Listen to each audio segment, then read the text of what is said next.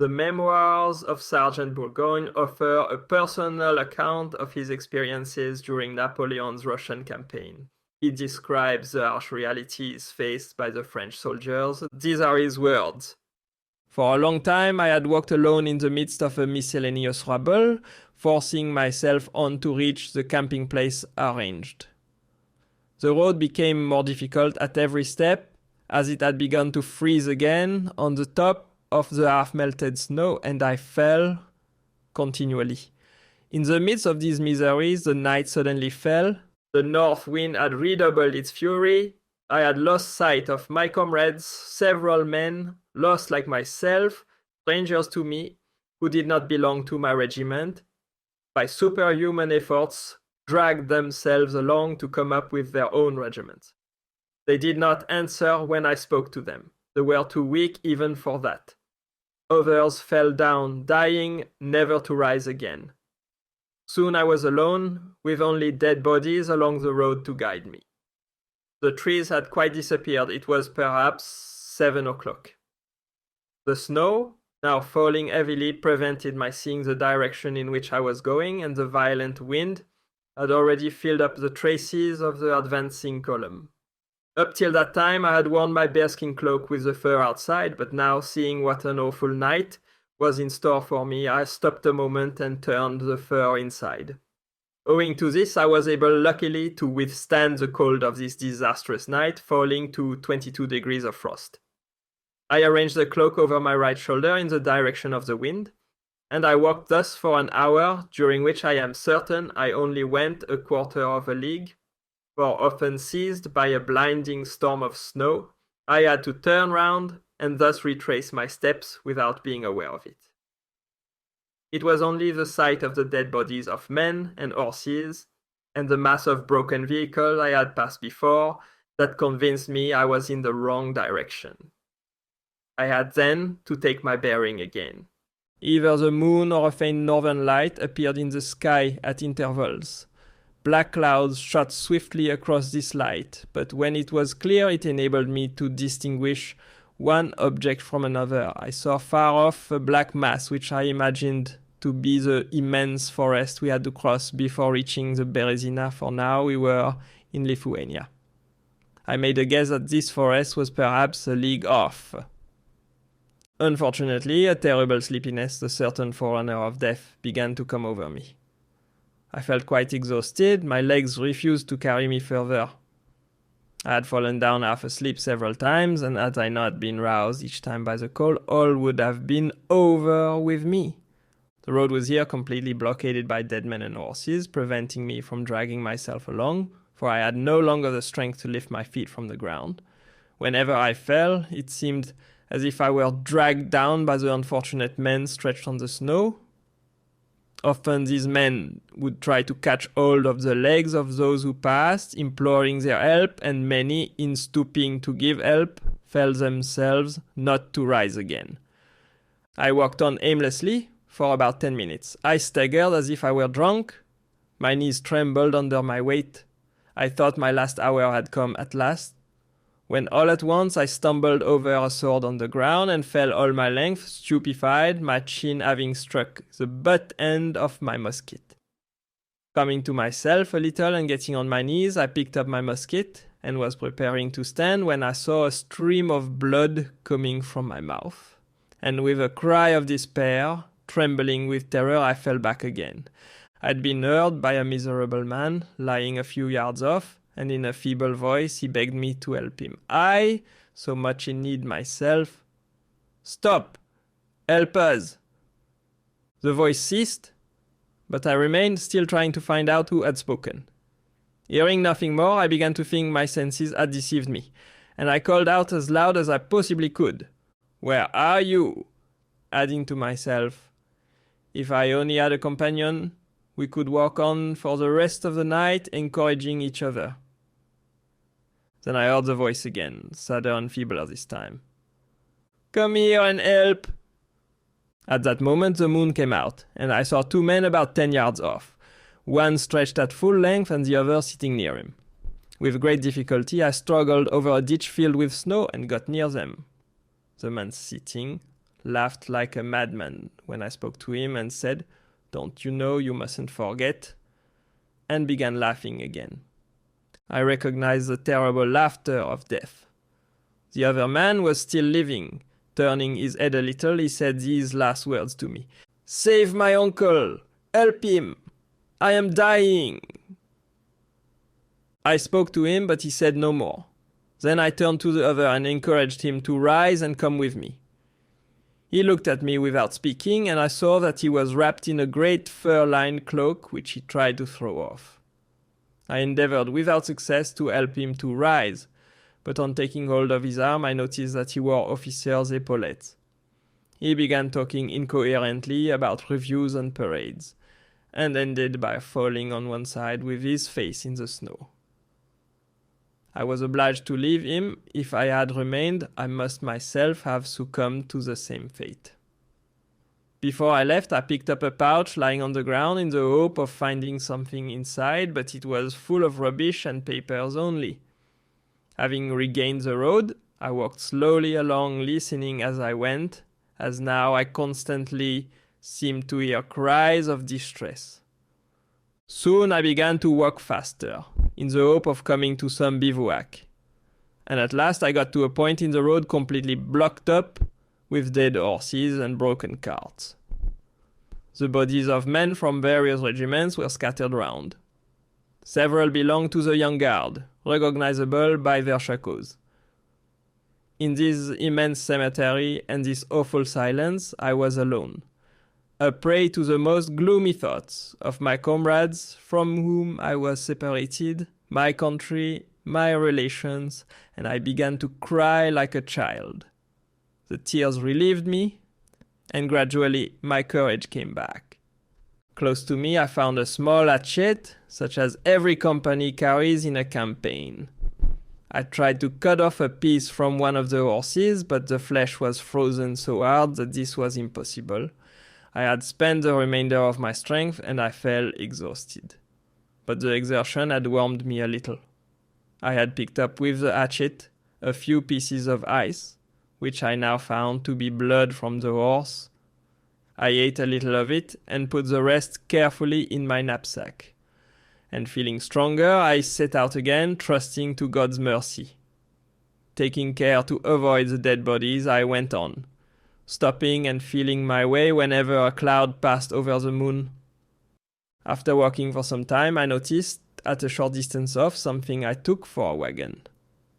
When I got nearer, I saw it was a canteen cart belonging to a regiment of the Young Guard. The horses which had drawn it were not only dead but partly cut in pieces for eating. Around the cart were 7 dead bodies, almost naked, and half covered with snow. One of them was still covered with a cloak and a sheepskin. On stooping to look at the body, I saw that it was a woman.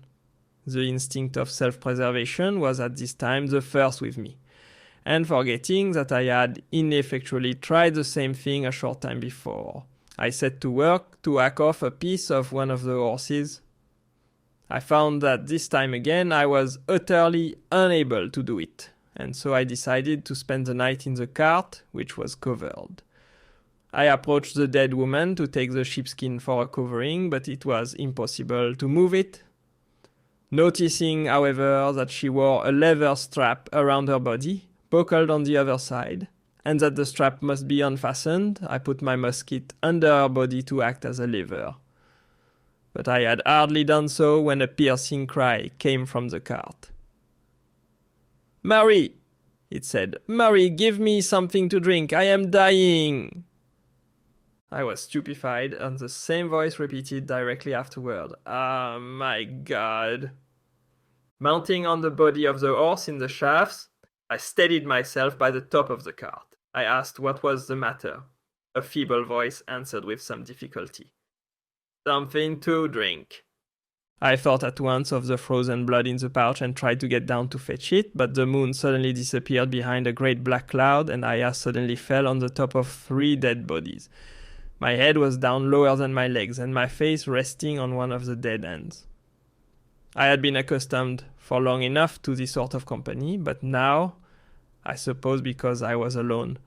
An awful feeling of terror came over me. It was like a nightmare. I could not move, and I began screaming like a madman, as if something were holding me. But in spite of all my efforts, I could not move. I tried to help myself up by my arm, but I found my hand on a face, and my thumb went into its mouth. At that moment, the moon came out and showed me all my dreadful surroundings. I shuddered all over, left hold of my support, and fell back again immediately. But a change came over me now. I felt ashamed of my weakness, and a wild sort of frenzy, instead of terror, took possession of me. I got up, raving and swearing, and trod on anything that came near me, faces, arms, and legs, not caring which. And I cursed the sky above me, defying it and taking my musket. I struck at the cart. Very likely I struck also at the poor devils under my feet. When I felt calmer, I decided to spend the night in the cart as some sort of shelter from the cold. And taking a piece of the frozen blood from the pouch, I climbed inside, feeling for the man who had asked me for a drink and who had ever since uttered feeble cries. When I got near him, I saw that his left leg was amputated. I asked him the name of his regiment, but he did not answer. So finding his head, I put a bit of the ice into his mouth. The man next to him was as cold and hard as marble. I tried to move him so as to take his place and be able to leave the next day with those who were still behind, but I could not do it. I now saw that he had only a few moments to live, so I covered him with 2 cloaks belonging to the dead man and searched in the cart for anything I might find useful. Finding nothing, I turned around to speak to the man again. I got no reply, and passing my hand over his face, I found it quite cold, and the piece of ice I had given him still between his lips. His offerings were over. I now prepared to leave, but waited to take another look at the dead woman, thinking it might be Marie the cantinière, whom I knew well as coming from my native country. I looked at her carefully, by the light of the moon, and satisfied myself that it was not she. With my musket under the right arm like a hunter, 2 pouches, one of red leather and the other of grey canvas, which I had just found, slung across me, a piece of the frozen blood in my mouth and my hands in my pockets, I started off. It was perhaps 9 o'clock. The snow had stopped falling, the wind had abated in strength, and the cold was not quite so intense. I continued to walk in the direction of the wood. At the end of half an hour, the moon disappeared again. This was terrible for me. I stopped for a few minutes, stamping my feet on the ground to prevent their being frozen, and waiting for the light to come out again. But I was disappointed in this, as the moon appeared no more. My eyes, however, became accustomed to the dark, and I could soon see well enough to go on, but all at once I discovered I was not on the same road. In naturally trying to avoid the north wind, I had turned my back to it. My opinion was confirmed by my not seeing any of the army debris on the road. I cannot say for how long I had been walking in this new direction, when I saw that I had got to the edge of a precipice. I made the discovery too late, however, to save myself, and I rolled down, for at least 40 feet, although my fall was broken by bushes on the way. This time I thought that I was quite done for, and closing my eyes, I resigned myself to God's will.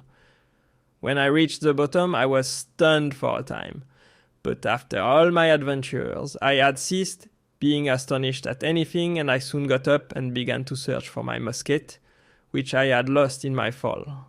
However, I decided to leave it and wait for daylight, as I drew my sword from its sheath and felt my way.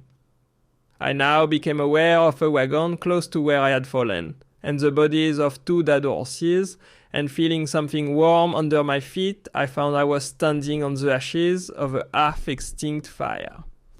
So I lay down, and bathing my hand in the ashes to warm them, I luckily found a few pieces of coal, and was able by blowing to revive a few sparks.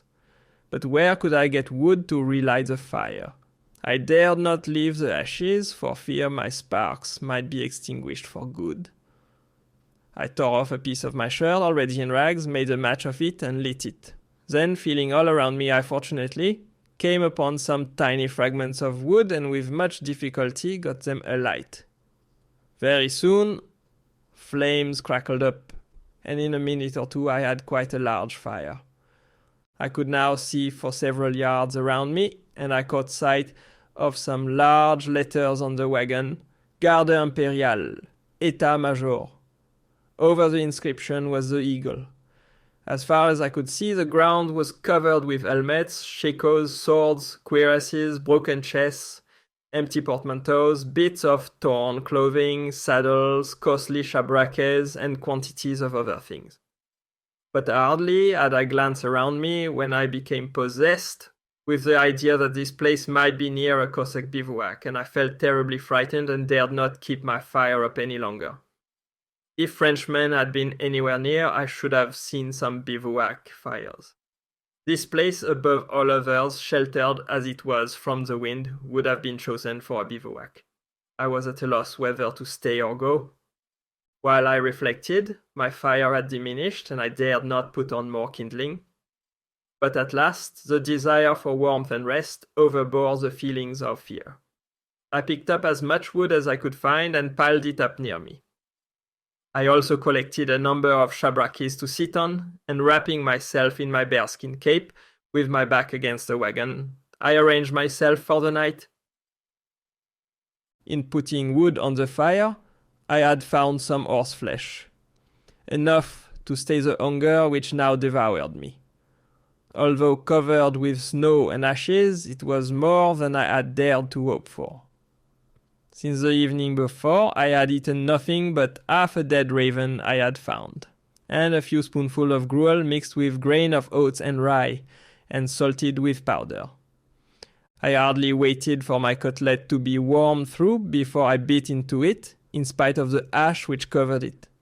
In this way I made my miserable dinner, looking around me from time to time, to make sure that things were safe. My situation was slightly better than before. I was not obliged to keep on walking. I was sheltered from the wind and cold. I had a fire for warmth and food, but I was so terribly tired that I fell asleep while I was eating. Sleep broken, however, by fear and by dreadful pains in my legs. I felt as if I had been beaten all over. I do not know how long I slept, but on awaking there was still no appearance of daylight. In Russia, the nights now are so long, and in summer there is scarcely any night at all. I had fallen asleep with my feet in the ashes, and when I woke, they still felt warm. I had learned by experience that warmth refreshes tired limbs and soothes pain, so I picked up and collected all the wood I could find, put it on my fire, and relit it. I could now see around me again, and on my left caught sight of some object I took for an animal. As there are so many bears in Russia, I felt sure this must be one, especially as it walked on all fours. When it got to a distance of 5 or 6 yards off, I saw that it was a man. To guard against a surprise, I drew my sword, and advancing towards the man, I cried, "Who are you?" At the same moment placing the point of my sword against his back, as I saw him to be a Russian, a real Cossack with a long beard. He raised his head and threw himself down like a slave, trying to kiss my feet and saying "Dobre Francouz," and other words which I understood to mean that he was frightened. If he had only known it, I was as much frightened as he. He knelt upright to show me a sword cut he had had on his face. I noticed then, even in this position, his head reached my shoulders, so that his full height would be over 6 feet. I signed to him to come near the fire, then he made me understand that he had another wound. A ball had struck him in the stomach. The sword cut on his face was frightful. It began at the top of the head, and cut open his face to the chin, losing itself in the beard. He lay down on his back to show me the bullet wound, and I could see in this position that he was unarmed. Then, without saying anything more, he turned onto his side. I sat opposite to him to watch him. I did not wish to sleep again, as I intended before daylight appeared to set fire to the wagon and leave at once. But suddenly, The terrible thought struck me that the wagon might be full of powder. I jumped up, tired as I was, cleared at one bound the fire and the poor devil lying beside it, and set off running, but stumbling over a cuirass in the way. I fell all my length on the ground. I was fortunate enough not to hurt myself. I might well have done so with all the firearms lying about. I got up and walked backward, my eyes fixed on the wagon, as if I expected an explosion every instant. At last I recovered from my terror and came back to the place I had left so foolishly, for I was quite as safe there as 20 yards off. I took off the pieces of burning wood and carefully carried them to the place where I had fallen. Then I took the cuirass to gather snow in and put out the fire. But I had hardly begun this work when I heard a flourish of trumpets. And after listening attentively, I recognized it for the Russian cavalry, announcing that they were not far off. I saw the Cossack raise his head at the sound. I tried to read his thoughts by his expression, for the fire was now bright enough for me to see his features, which were truly hideous. He squinted and his eyes were deeply set beneath a low, prominent forehead. His hair and beard were red and thick like a mane, giving him a wild and savage appearance. His shoulders were of Herculean proportions. He was probably suffering terribly from his wound, for he writhed as he lay, and from time to time ground his teeth. I was listening to the sound of the trumpets in a dazed sort of way, when all at once I heard another noise just behind me. I turned around and to my horror saw the wagon opening like a tomb, and coming out of it an enormous individual, white as snow from head to foot, like the commander's ghost in the Festin de Pierre, holding up the top of the wagon with one hand and having a drawn sword in the other. I looked silently at this spectre, walking a few steps backward and drawing my sword while waiting for it to speak first. It was trying, without success, to unfasten the great white cloak it wore with the hand which held the sword, as the other was engaged in holding up the top of the wagon. At last, breaking the silence, I asked in rather a trembling voice, "Are you a Frenchman?" "Yes, of course I am French. What a silly question. There you stand like a church candle. You see what a fix I am in, and you don't attempt to help me out of this coffin. I seem to have frightened you, my good fellow." "Yes, you did frighten me.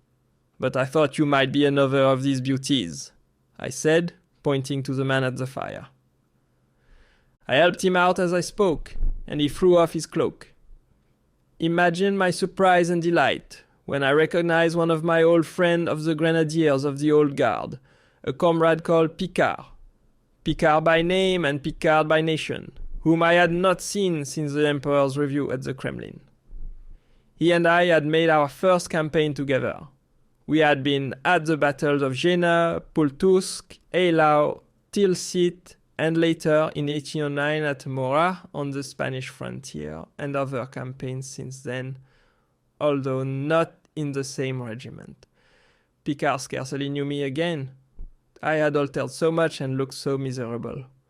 We gazed at each other in amazement, I to see him looking so clean and well, and he to find me so thin, and looking, as he said, like Robinson Crusoe. At last he said, "Tell me, Sergeant, my old friend, by what luck or misfortune do I find you here, alone and at night, with that villainous Cossack? Just look at him, see his eyes. He has been here since 5 o'clock yesterday, and then he disappeared. I can't think why he has come back.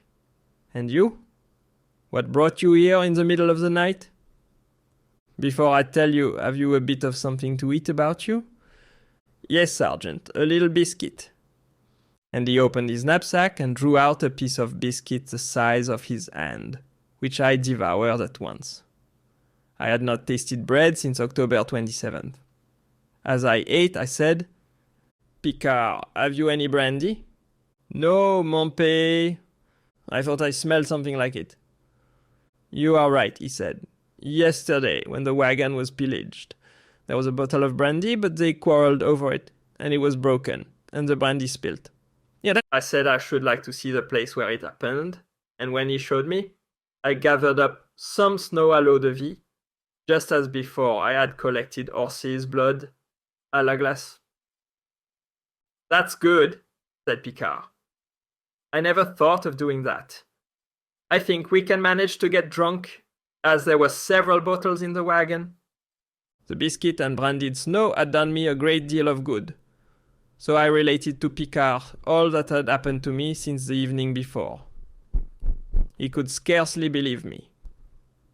But when I told him of the misery the entire army was suffering, including his regiment and all the Imperial Guard, he was distressed beyond words. The reader of this diary will be surprised that Picard knew nothing of what had been going on. That concludes the 11th part of the story. Thank you very much for listening. Please subscribe for more episodes and leave a comment.